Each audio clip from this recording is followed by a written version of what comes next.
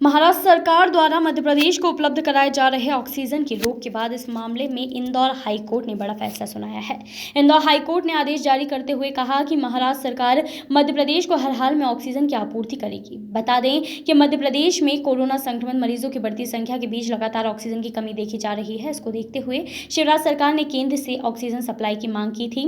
दरअसल मध्य प्रदेश में महाराष्ट्र सरकार की तरफ से ऑक्सीजन सप्लाई रोकने का लगातार विरोध हो रहा है। इस मामले में सपा सरकार ने पिछले दिनों महाराष्ट्र के मुख्यमंत्री उद्धव ठाकरे से भी चर्चा की थी, जहां मुख्यमंत्री उद्धव ठाकरे ने कहा था कि वह सीमित क्षमता में मध्य प्रदेश को ऑक्सीजन उपलब्ध करा सकते हैं। जिसके बाद लगातार ऑक्सीजन की कमी झेल रहे मध्य प्रदेश ने केंद्र सरकार से इस मामले में चर्चा की थी और उनसे ऑक्सीजन सप्लाई की बात की थी, जिसके बाद अतिरिक्त 50 टन ऑक्सीजन मध्य प्रदेश को केंद्र सरकार ने उपलब्ध कराई थी।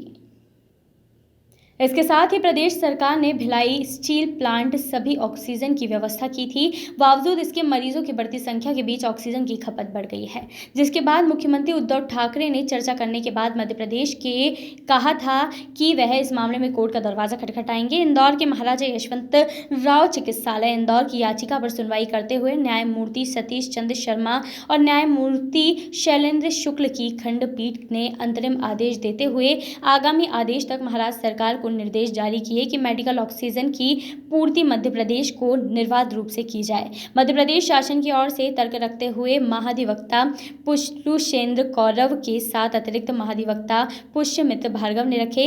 महाधिवक्ता श्री कौरव ने तर्क रखा कि कोई भी प्रदेश सरकार कोरोना मरीजों के बीच भेदभाव नहीं कर सकती, जिसके बाद माननीय न्यायालय ने आगामी तिथि तक निर्बाध सप्लाई के आदेश दिए हैं। उच्च न्यायालय मध्य प्रदेश उच्च न्यायालय खंडपीठ ने मध्य प्रदेश को ऑक्सीजन सप्लाई करने संबंधित एक फैसला दिया है। किस तरह का फैसला और क्या बातें उसमें कही गई है?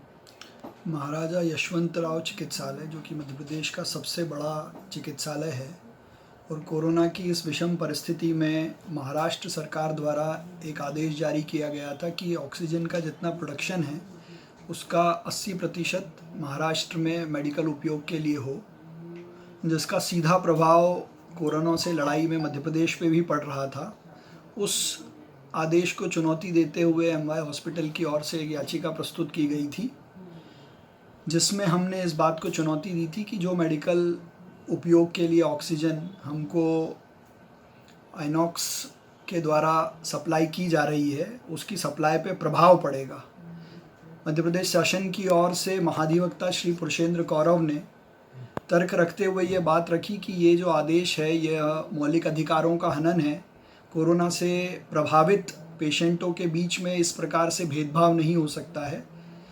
तो माननीय न्यायालय खंडपीठ इंदौर, जिसमें माननीय न्यायालय श्री सतीश चंद्र शर्मा एवं शैलेंद्र शुक्ला जी की खंडपीठ ने प्रथम दृष्टया हमारे तर्कों को सही पाते हुए ये आदेशित किया है कि जो ऑक्सीजन के सप्लायर हैं वो पूरे मध्य प्रदेश में निर्बाध रूप से इसकी सप्लाई होती रहे, इसकी चिंता करेंगे और महाराष्ट्र सरकार का जो आदेश है उससे बिना प्रभावित हुए ये ऑक्सीजन की सप्लाई कोरोना की लड़ाई में होती रहे, ऐसा प्रथम दृष्टया उन्होंने आदेशित किया है।